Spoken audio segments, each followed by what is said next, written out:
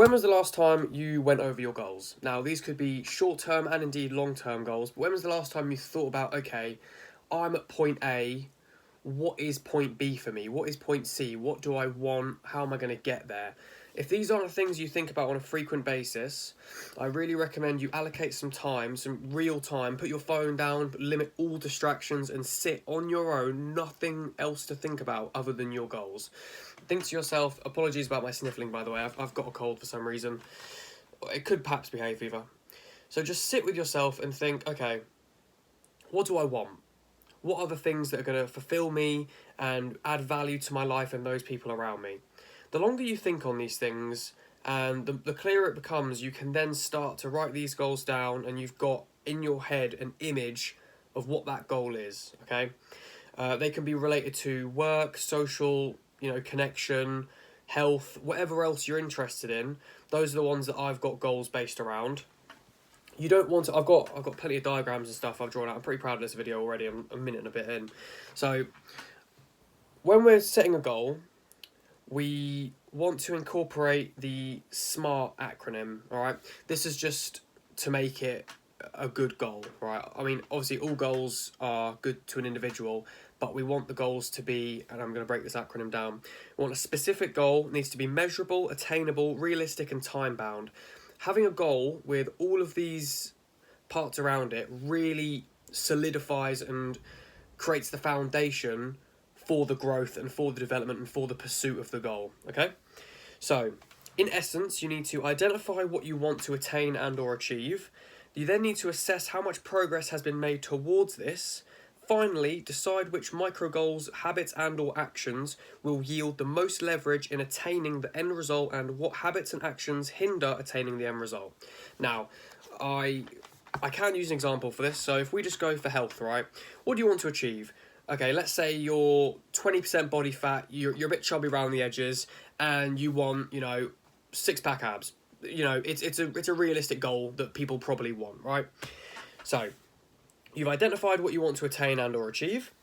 You then need to assess how much progress has been made towards this. If you're 20% body fat, not a great deal, and that's just the truth of it, because you're kind of fat, right?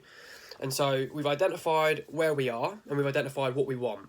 Now you've identified those two things, it's time to finally decide what things you can do to build the leverage to get your end result. So you want the six-pack abs and you're a bit fat, okay. Calorie deficit, eat the right foods, sleep long enough, train hard, train consistently, drink enough water, bit of cold exposure, give it a year. There you go. So I also want to point down to something that I saw in Andrew Huberman's podcast. He spoke about visual focus. So cognition focuses. Oh yeah. So visual perception enhances cognitive focus, right? It's kind of, it took me a little while to get my head around, but he explained it quite nicely. So if you stare at a very small focal point, right? So if you stare at, on my laptop, there's the camera, right? If I just stare at that for a minute, because I'm focusing my vision towards one small thing, and I'm not like looking at my phone, looking out the window, looking around my room, dazing with the fairies. When you focus on one small thing, it improves your brain's ability to then stay focused on one task. So let's say you've got an important high leverage task, you've got to script a video, you've got to record a video, you've got to work on your business, whatever it is you're doing. If you focus on a very small thing before you then engage doing the actual practical steps involved in the action, then you'll have better focus while you're performing the action-based thing towards your goal, okay? Which I found pretty interesting. So, goal-seeking and beneficial behaviour towards the goal and improves cognition. Yeah, so visual focus increases clarity of goal-seeking and improves cognition, as we've already said. Improves attention to the task. All beneficial things we want to do when we're working towards a goal, right? Now, here's the fun bit. If you've made it 5 minutes in, I'm very happy. So, I want to show you this. This is your brain when you're thinking about all sorts of shit. This can also be related, in fact, so this is your brain when you're thinking of one thing, right? With this really quickly, this can be related to two things. I'm on about goals here, and I'm going to discuss this with goals, but really quickly before that, if you're focusing on Okay, oh, I've got an assignment due next week. Does that girl in class like me? I should probably get bigger biceps. I don't know if my diet's right. Maybe I should eat more carbs. Uh, oh, I've got work tonight at 4. Oh, I don't know what clothes to wear for the weekend. Should I start boxing? Like, okay, once you start, your mind gets confused and all these things. You're not involved and committed to one thing you can truly make progress in. If you're trying to make progress in a million and one things, you can see here, no, like minimal progress, small progress, small progress, small progress. One thing, boom, results, and then you can move on to the next thing. So when we're engaged with a task, we need to limit. That's what this diagram here is for in relation to goal setting. This can also be related to just life in general and getting distracted and, you know, having too many things on your plate. It's certainly, in my opinion, better to try and take an essentialist approach and just focus on what's important. I'm going to discuss that in a moment. So when we look at this diagram here, when engaged with a task, limit all distractions. This way you will you'll produce more quality work because you're only thinking about that thing. You're not thinking about all the other shit, okay? So just for a quick recap, take your goals, make mini goals, and crush them. That's the bit that we just covered a moment ago. So I'm not sure if I'm going to pronounce this right. It's a Japanese term called Kaizen, the Kaizen principle. So Kaizen means good change and brings about the mindset of realizing small incremental changes create impact over time. We've all heard, again, apologies about the sniffling, guys, this is ridiculous. We've all heard the thing about if you improve 1% a day by the end of the year, you've improved 37 times. That's absolutely true. If you do, I need a tissue.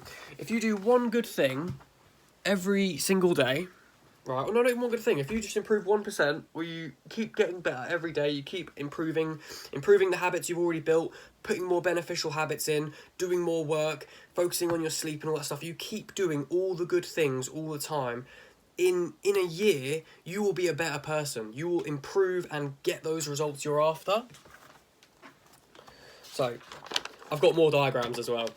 So now I'm going to talk about the essentialism approach in order to achieving your goals. So only focus on what is important. Write it out. And here we've got, okay, so this is mine, right? Unfortunately, we can't really, so that's the thing, you can't, we come around here. Is that, no, not really, okay. So you can just imagine what I've got written down here. It's not helpful, is it? So, right, here is health, work, and social connection. These are my 3 things that I care about, right? Care about my health and the health of others, which comes into social connection. Work, so financial stability, all that jazz. You know, just earning money and working towards whatever projects I have on. And social connection just being like, you know, having a good relationship with your family, having a social life. Yeah. So take these big goals, so you want to be healthy, you want to earn money, and you want to have a fulfilling life, right? Take those 3 things and break them apart. So with health, in this example, I broke it apart. So I said, I want top 1% health across multiple measures. So like, you know, cardio, bench, all that shit. I want improved mental health. I want less spots on my face. And I want an insane physique. Those are my health goals. Those are the end results that I want. Once you've identified the end results, here's the important bit. We break down the goal into important categories of action. So with health, I've written health, actionable steps, and if I just follow this protocol, all these things here, day by day, I'm working towards that goal because I've got the end goal, I've got all the steps to reach that goal, and then I'm taking the action through all of these to get that. So on here, I'm gonna show you guys obviously what it is I'm working towards to get to my goals. This is obviously helpful if you're focusing on your health. With work, it's especially individual. Obviously, with health, it's simply a case of do this, do this, do this. But with work, you could have a certain type of business. You could be working a certain type of job. I can't really help with that. However, I'll go through what I've got down for health. So I've got train with intensity, excellent diet, daily cold exposure, supplement 8 to 9 hours of sleep, sunlight and grounding, 20 minutes of mindfulness, and 15 minutes of stretch. All of those actionable steps work towards and relate to my end goals that I'm after. And that's what you need. It needs to be specific in order for what you want. So you need to do the same again for work and social connection. I've got that at the front of my notebook. At the back here, I do all the scripting, so like for my videos, and at the front, I do my journaling. It's all my goals and stuff, and like how I want to get there is on the front. So I recommend doing journaling as well, but that's a completely separate video. Okay. Now, here's something fun that I want to talk about. I can't remember exactly how it goes, but I try my best to write it out and explain it. So we've got the diagram of ladder analogy. So each like stick part of the ladder represents health, work and social life. So example number 1 has a very balanced growth, right? They're working hard, they have a social life, and they're healthy, yeah? So they've got all 3 things and they're progressing one by one. Person number 2, and by the way, these can look very different. You can have different focuses and they'll all, you know, I'm going to get into it in a second. This here is the explanation. So person number 2, their health is at the bottom, right? So they've you know, they're not ridiculous. They're not, you know, metabolic disease. They're not dying, but they're by no means an athlete. They've been working really hard and they've got a very strong social circle, but their health is at the bottom. So now I want to talk about it. Both are right for different reasons. Steady progression in all 3 areas is still progress, but sacrificing one in the pursuit of another can build leverage. So person number 1 is well-rounded, person number 2 is uneven. So person number 2, who is uneven, they earn more money and they have a better group around them, so they could be surrounded by people that go to the gym and already have all that knowledge and stuff, whereas person number 1 has a slightly weaker social circle. And of course they have positive influences around them as well, because again they have a stronger social circle around them. So they're earning more money, better people around them, but their health has been neglected. So person number 2 notices their health has been neglected, and then they assess this and then prioritise that as their new goal. Using their newly accumulated wealth to acquire more health, now 1 year later, he's healthier, bigger, and gets more respect, and he's already earning more money. So person number 2, now that they've got their social circle and they're earning more money, they can afford to build that health back up. And so they're going to end up ahead of person number 1, who tried to do all of it at once, whereas this person only focused on, you know, the social and the work. They can now pull their health right back up. And actually, I'll just show you really quickly. Because they've built all that leverage, what they can do is they can use their money. They can now afford massage. So they're getting massages, they're getting saunas, they go to a better gym, they eat better, they train smarter because they're surrounded by healthier people. And now, person number 2 is well in the lead. Because they've focused less on their business and their socialising, and they're really committed to getting an early night and eating correctly, this is what they look like. Their health has exceeded the rest. They're going towards their end goal. Person number 1, they're well-rounded, but they aren't ahead. So the takeaway from this diagram is sacrifices are essential. They are paramount. They are unavoidable. If you want to, you know, pursuing so many different areas around that circle, you'll see there's little progress in each one. If you just focus on one thing, be it health, your business, you know, your family relationships, you focus on that one thing, that thing will improve, and then you can bring the other things up with it. So that's it. That's my video on goal setting. I hope you found that helpful.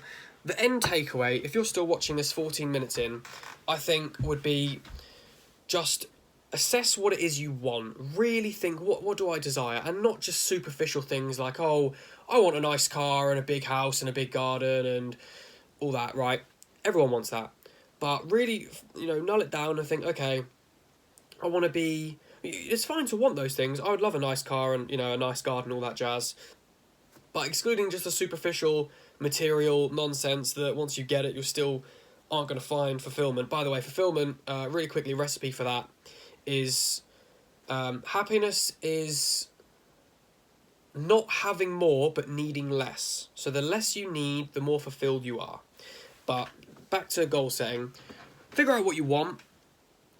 Get them big goals in place, like you want a really high income, you want an insane body, you want, you know, to take your family on holiday, all expenses paid, and it doesn't even concern you, right? Those are your goals. Then think, okay, I want all this money and all this, you know, this better body. What can I do for that? Then you work out all the little micro things you can do day by day, and you just build it up over time. Time is your friend. if you use it as an ally. Time waits for no man, but if you accumulate it and trade it smart and you do the correct things with it, you're absolutely going to dominate. It's not even funny. Just doing the right things for a little while, you'll see progress. And the more you do it, the more progress you'll build, the more progress you'll see, the more leverage you'll have, the more pursuit you'll want.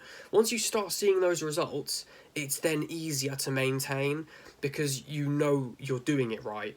And if you aren't getting the results you want, that's fine too, because we learn from our mistakes. We also learn from the mistakes of others, but it's important to make mistakes. Mistakes aren't a problem because everyone makes mistakes, and that's how we learn and progress. So set your goals, bang out your goals, live an awesome life. It comes down to that. So I hope you found this helpful, and I'll see you in the next one.